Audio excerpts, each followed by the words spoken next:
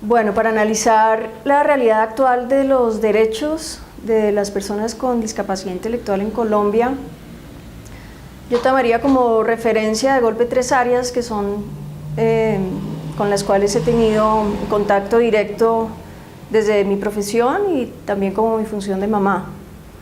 Empezaría a hablar por la más cercana, que es el área de salud, y en ello diría pues que si bien la normativa está muy clara, aún hace falta que las mismas instituciones de salud conozcan la normativa y sobre todo la hagan conocer, en este caso por ejemplo las IPS y las EPS, a los usuarios. Muchas veces vemos que desafortunadamente no sé por qué tipo de barreras, probablemente de accesibilidad en comunicación, los usuarios del sector salud muchas veces no están realmente enterados de sus derechos. Ejemplos tan sencillos como, por ejemplo, el que cuando nace un niño con discapacidad evidente, por ejemplo, el síndrome de Down o cualquier malformación congénita o cualquier síndrome genético, la EPS está en la obligación de inscribir esta discapacidad con un diagnóstico en el carnet de afiliación para que eso le implique eximir al usuario de copagos, por ejemplo. Ese es un derecho absolutamente básico que muchos de los pacientes desconocen. Entonces es obligación de las EPS y de las IPS, ellos mismos están informados porque muchas veces ellos mismos desconocen esa normativa.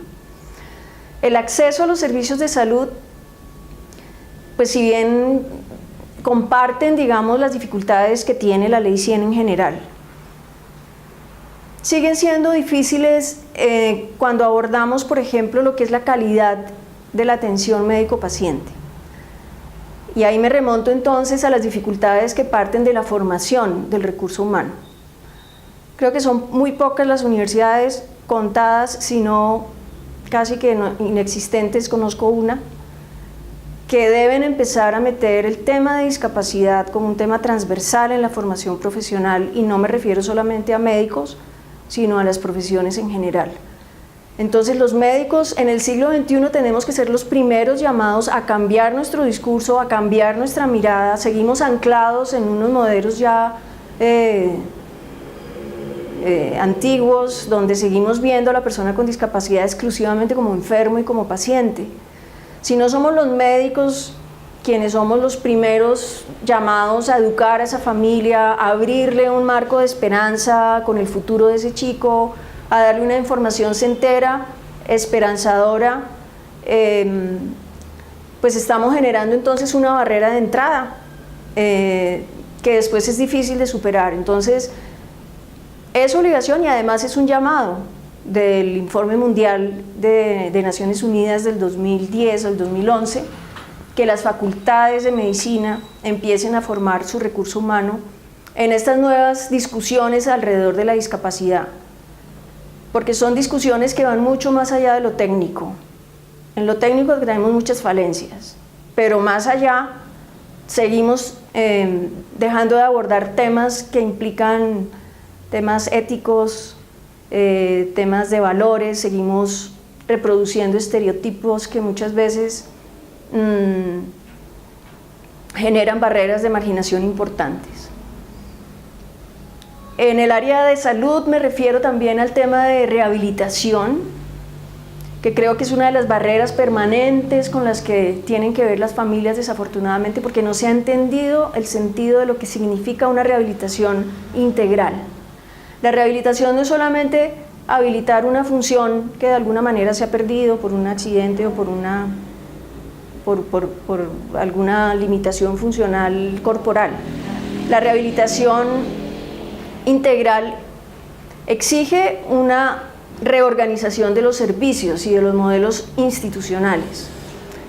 Tenemos que buscar al individuo en su territorio, donde vive, en sus relaciones naturales, en sus espacios comunitarios, en su barrio, porque es ahí donde se van construyendo los apoyos naturales que se vuelven finalmente esa red realmente y esa estructura que permite la inclusión. históricamente hemos dependido de los profesionales, por eso se vuelve un sistema tan costoso. Ese recurso profesional debe salir de las instituciones, de un modelo centralizado, y se debe ir a donde está la persona, que es allí donde se deben identificar los apoyos. Es lo que pues, se ha venido trabajando también desde la rehabilitación basada en comunidad, que muchas veces ha quedado en lo teórico, pero ha sido difícil implementarlo realmente en el lugar donde vive la persona con su principal estructura de apoyo, que además es la familia. Entonces vemos cómo en el área de salud, si bien la normativa es clara, no se ha implementado del todo. Hay una poquísima información de los usuarios y de los pacientes y de los clientes, que se llaman hoy en este nuevo modelo, en relación a cuáles son sus derechos en el área de salud. En el área de educación, pues digamos que hemos avanzado, sobre todo en los primeros años, digamos, de educación. Es un poco más fácil lo que es transición, lo que es una primaria, pero volvemos a encontrarnos brechas grandes en el paso a una educación media, a un bachillerato, y sin hablar de lo que sea más allá, una formación para el trabajo, ya sea técnica, tecnológica. Las barreras actitudinales siguen siendo, yo creo que, las prevalentes. Si bien hay unas experiencias interesantes, con mucho compromiso institucional, que debe partir desde los rectores hasta la persona que le abre la puerta a ese chico.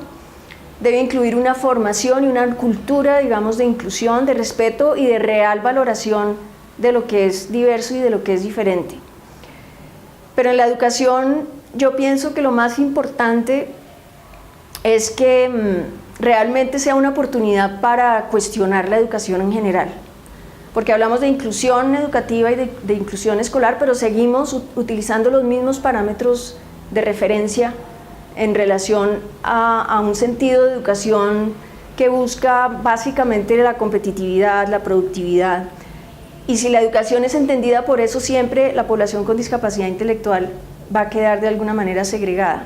Entonces, la inclusión escolar no solamente es en una dirección, es decir, los ajustes que hay que hacer, el diseño universal, la flexibilización del currículo para este chico, debe implicar igualmente un recuestionamiento y un planteamiento desde las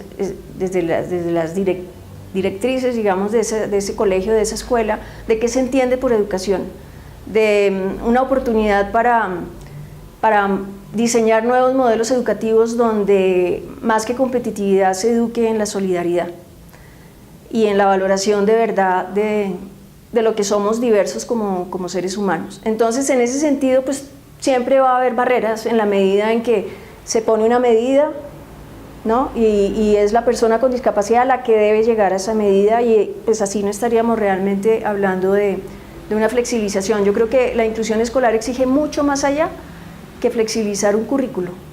Exige cuestionarnos como sociedad para qué y a quién estamos educando y qué es la sociedad que queremos. Entonces, brechas grandes sí todavía en el bachillerato, y en la educación superior yo diría que en este momento es casi inexistente, entre otras porque muchas veces creo que como colombianos intentamos muchas veces transpolar e insertar modelos que probablemente en otros países sí funcionan, pero en los nuestros no.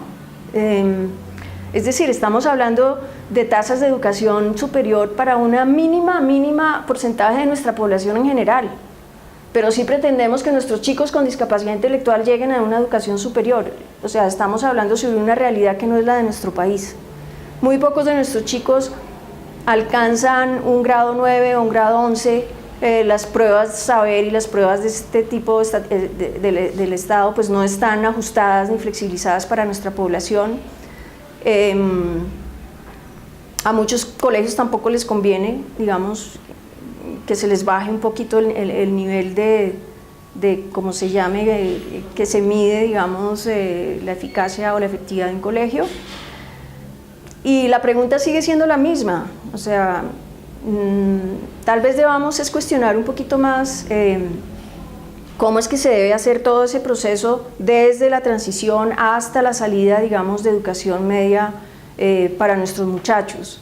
Definitivamente hay que innovar, y hay que innovar en alternativas que sean realistas para nuestros chicos. De golpe los modelos, por ejemplo, norteamericanos son más fáciles porque ellos tienen de alguna manera los community college o unas universidades un poquito más, digamos, menos profesionalizadas que la que tenemos nosotros en nuestro medio. A nosotros nos falta todavía mucho recurso de una educación, digamos, un poquito más técnica o más tecnológica, donde eventualmente algunos de nuestros muchachos puedan acceder.